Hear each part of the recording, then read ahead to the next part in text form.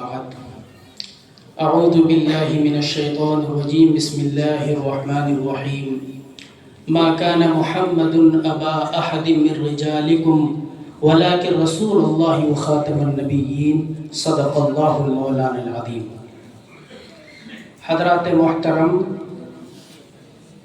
Stage پر تشریف فرما ہمارے اکابر، قرآن و حدیث، علم و فن کے ماہرین، علماء کرام، اور خاص طور سے اس اجلاس کی سرپرستی فرما رہے عارف باللہ حضرت اقدس ماسٹر بختیار احمد صاحب ہاشمی، اور اسی طرح حضرت مولانا کبیر الدین فاران صاحب مظاہری۔ باتیں تقریباً سب کچھ ہو چکی ہے۔ مجھے یہ حکم دیا گیا تھا کہ کچھ ختم نبوت کے حوالے سے کچھ بات ہو جائے، حالانکہ یہاں پر سارے اکابر علماء کرام موجود ہیں، مگر اس نسبت سے کہ یہ بولنا اور یہ سننا ہم سب کے نجات کا ذریعہ بن جائے۔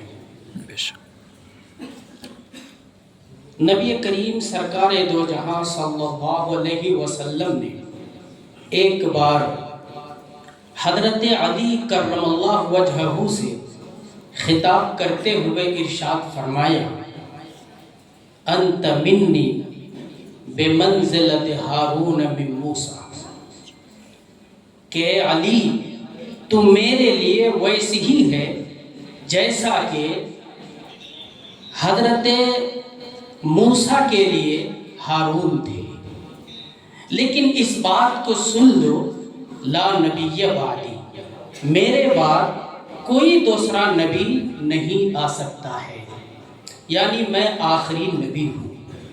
گویا کہ نبی کریم سرکار دو جہاں صلی اللہ علیہ وسلم نے یہ پیغام دیا کہ یقیناً حضرت موسیٰ علیہ السلام کے معاون حضرت ہارون تھے، نبوت ان کو بھی ملی، حضرت علی رضی اللہ تعالی عنہ بھی نبی کریم سرکار دو جہاں صلی اللہ علیہ وسلم کے معاون بنے، لیکن آپ نے اعلان فرمایا کہ میں آخری نبی ہوں اور میرے بعد کوئی دوسرا نبی نہیں آ سکتا ہے۔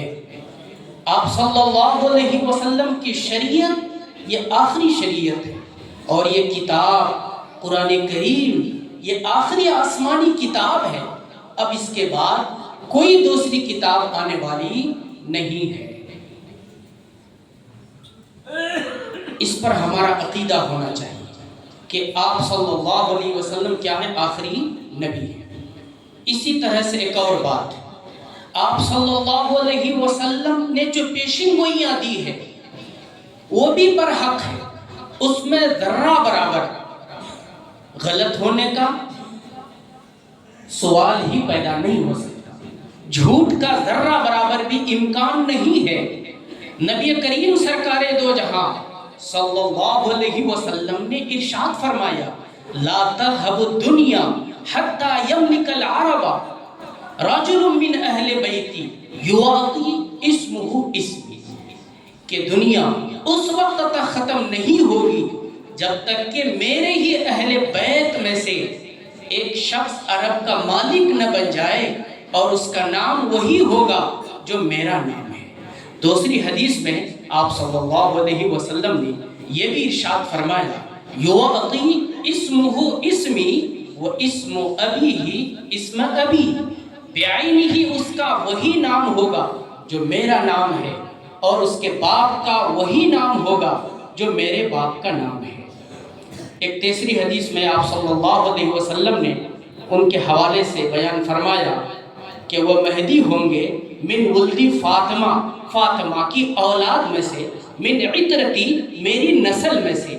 اس سے بات یہ سمجھ میں آئی کہ امام مہدی جو آخری دور میں آئیں گے ان کا نام محمد ہوگا، باپ کا نام عبداللہ ہوگا، حدیث پاک میں موجود ہے، مدینہ میں پیدا ہوں گے، اور حارب من مدینہ الی مکہ، اس ڈر سے کہ خلیفہ کا انتقال ہو چکا ہوگا، لوگ ان کو خلیفہ نہ بنا دیں، اس ڈر سے مدینہ سے بھاگیں گے، مکہ جائیں گے، حجر اسود مقام ابراہیم کے بیچ میں جب وہ خانہ کعبہ کا طواف کر رہے ہوں گے تو حجر اسود مقام ابراہیم کے بیچ میں اس وقت کے اہل اللہ اولیاء ان کو پہچانیں گے اور کہیں گے کہ یہی امام مہدی ہے جس کو ہم تلاش کر رہے تھے۔ تو کیا سمجھ میں بات آئی کہ امام مہدی مدینہ میں پیدا ہوں گے اور مکہ میں حجر اسود مقام ابراہیم کے بیچ میں ظاہر ہوں گے۔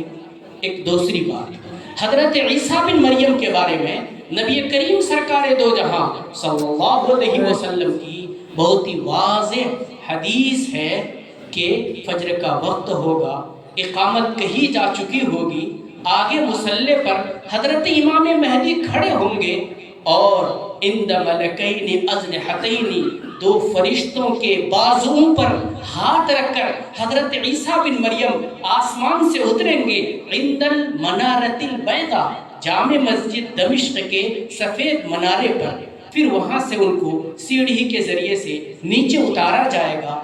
حضرت امام مہدی دیکھیں گے پیچھے کی طرف کہ حضرت عیسیٰ بن مریم کھڑے ہیں تو کہیں گے تعالی وصلی لنا، آپ تشریف لائیے اور نماز پڑھائیے۔ حضرت عیسیٰ بن مریم کہیں گے کہ نہیں، نماز آپ پڑھائیں گے، ہمارا تو دوسرا کام ہے۔ بخاری شریف کی حدیث ہے، اسی طرح مسلم شریف کی بھی حدیث ہے، نبی کریم سرکار دو جہاں صلی اللہ علیہ وسلم نے ارشاد فرمایا کیف انتم اذا نزل فیکم ابن مریم و امامکم منکم، تمہاری خوشی کا اس وقت کیا ٹھکانہ ہوگا جب کہ ابن مریم تم میں موجود ہے لیکن امامت تمہیں میں کا ایک شخص کرا رہا ہے۔ ظاہر ہے کہ حضرت امام مہدی وہ کیا ہے؟ ایک امتی ہیں۔ دوسری طرف حضرت عیسیٰ بن مریم کون ہے؟ ایک نبی ہے، یقیناً نبوت ان کی نہیں چلے گی، شریعت ان کی نہیں چلے گی، لیکن ہے تو نبی جو ابھی آسمان پر ہے۔ اس سے بات یہ سمجھ میں آئی کہ حضرت عیسیٰ بن مریم الگ ہیں اور امام مہدی کیا ہیں؟ نہیں سمجھ آ رہا، دونوں الگ الگ ہیں۔ دونوں کیا ہیں؟ الگ الگ ہیں۔ یہ دراصل کہنے کی ضرورت اس لیے پیش آ رہی ہے چونکہ شکیل بن حنیف کا سسرال یہی ارڑیا ہے۔ اور دوسری بات یہ ہے کہ ابھی کلیا گنج سے ادھر تیگھڑیا میں جہاں میرا مناظرہ ہوا تھا، اس کے بعد پھر ابھی جوکی ہاٹ میں ایک ڈاکٹر جو 10 سال سے ڈاکٹری کر رہا ہے، وہ شخص بھی شکیل بن حنیف کا پیروکار ہے۔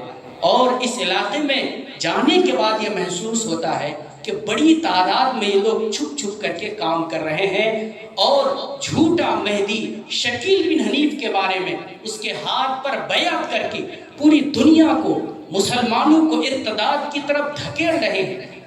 اور دین کے نام پر یہ سب کچھ ہو رہا ہے، دین کے نام پر، دینداری کے نام پر، تقوی کے نام پر، تہجد گزاری کے نام پر۔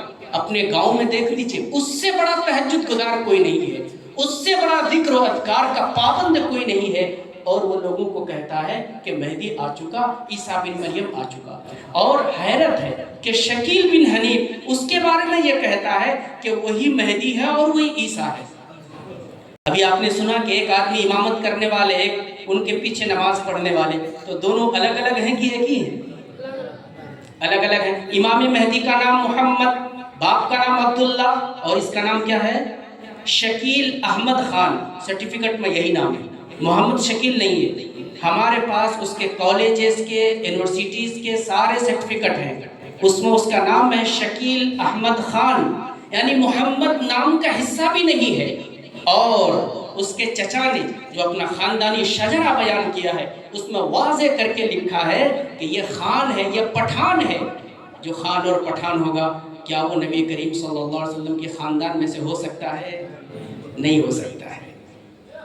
اور امام مہدی کے بارے میں آپ صلی اللہ علیہ وسلم نے کہا کہ وہ مدینہ میں پیدا ہوں گے، اور یہ پیدا ہوا بہار کے دربھنگا میں۔ اور آپ کو ایک بات بتا دیں، یہ کوشش میں تھا کہ ہم مدینہ جائیں گے، مکہ جائیں گے اور حجر اسود اور مقام ابراہیم کے بیچ میں جا کر طواف کریں گے، یہ طواف کرتے ہوئے لوگوں سے بیعت کریں گے، لیکن اس کو پتہ یہ چل گیا کہ کہیں ایسا نہ ہو کہ اگر وہاں جائیں تو میرا سر قلم کر دیا جائے، ویسے ہی جو یمن کے قحطان کے ساتھ ہوا تھا کہ اس نے بھی مہدی ہونے کا دعویٰ کیا تھا اور اس کا سر قلم کر دیا گیا تھا۔ اس لیے وہاں جانے کی ہمت نہیں کیا، اور خود وہ اپنی لگژری زندگی گزار رہا ہے، باہر نہیں آتا ہے اور لوگوں کو گمراہ کر رہا ہے۔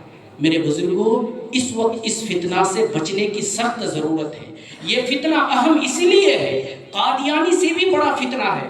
وجہ یہ ہے کہ یہاں دینداری کے نام پر ہو رہا ہے، یا تقوی کے نام پر ہو رہا ہے، تہجد گزاری کے نام پر ہو رہا ہے۔ ایک شخص جو پینٹ شرٹ میں رہتا ہے، جب اس کے باپ سے کہا کہ بھائی یہ تو آپ کا بیٹا مہدی ہو گیا، تو اس کا باپ کہتا ہے کہ میرا بیٹا تو پہلے نماز بھی نہیں پڑھتا تھا، اب تو نماز پڑھ رہا ہے۔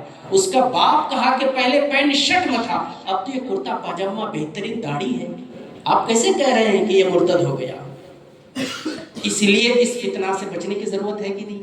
دجال کے بارے میں نبی کریم سرکار دو جہاں صلی اللہ علیہ وسلم کی واضح حدیث ہے، آپ نے خواب میں دیکھا دجال کے بارے میں، گھنگریالے بال ہوں گے، آپ نے ایک شخص کے مشابہ قرار دیا، عبد العزیٰ بن قطن کے مشابہ ہوگا، آپ صلی اللہ علیہ وسلم نے مشابہ قرار دیا۔